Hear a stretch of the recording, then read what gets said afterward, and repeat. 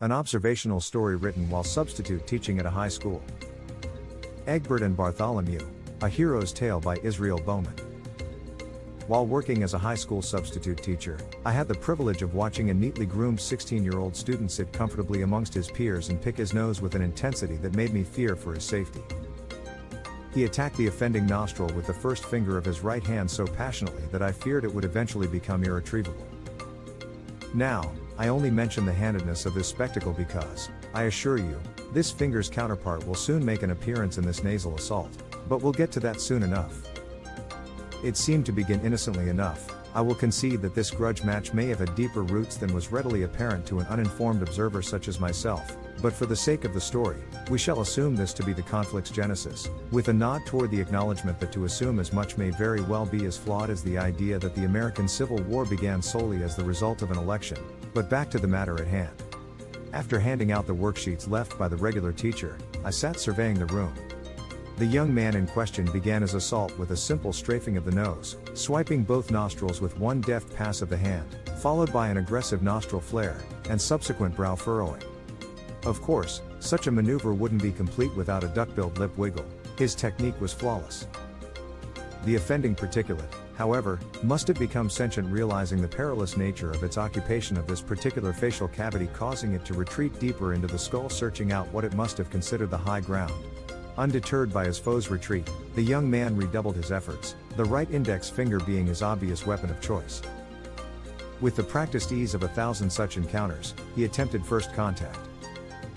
With a clockwise swirling motion, he advanced to the cuticle, reversed direction for a quarter turn, and exited the nostril with the scrape and flick technique. To the young man's horror, his nail was not visibly marred with the desired debris. As a side note, from here on, we shall call the young man Egbert. While I am certain that Egbert is not his real name, I feel that he deserves one by this point in our tale, a heroic name of old. Like Egbert, this parasitic booger has thus far proven its mettle on the field of battle to such a degree as to warrant anthropomorphic recognition. So, the young man shall be called Egbert and his nemesis, Bartholomew. We may now proceed with our tale. Egbert took a moment to steel himself before sending his prized pointer once more into the breach, delving straight past the cuticle to the first knuckle. A quick appraisal of this onslaught led Bartholomew to shelter in a bend in the passage, providing protection from further detection. Straining the limits of his will, Egbert managed to fully insert the first knuckle at the cost of what appeared to be a mild wrist injury. Once again, the digit was removed unlittered by Bartholomew's remains. Becoming aware of the finality of his situation, much like the proud Greeks of legend, who persisted and perished at Thermopylae, Bartholomew sensed his end was at hand and began mentally preparing for the inevitable. Employing the first digit of now the left hand, Egbert again advanced with all haste, only to realize that, sharing the same dimensions as his initial finger, this instrument too would be unfulfilled in its mission. Egbert again withdrew the finger. This time, before proceeding with any further digital retrieval methods, Egbert paused, took a focused breath, and began his final assault by attempting to unnerve his quarry. Egbert had become too consumed with the hunt and needed to get back to basics.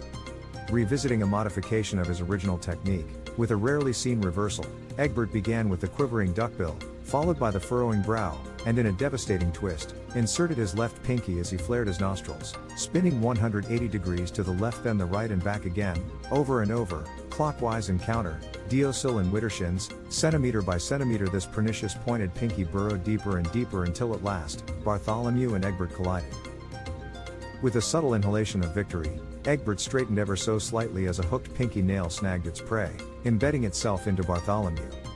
Slowly, Egbert dragged the broken body of Bartholomew from his ancestral home and into the stark, harsh light of the classroom, the cold stale air saturating his very soul.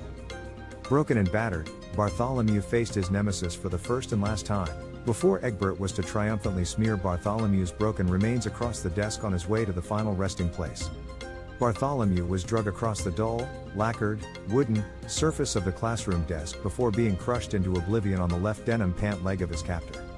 As all too often happens in battles of old, there is no headstone in remembrance of brave Bartholomew, no memorial, no songs of glory to be sung of the epic battle of Egbert and Bartholomew, the valiant, the victor and the vanquished. Thanks for watching.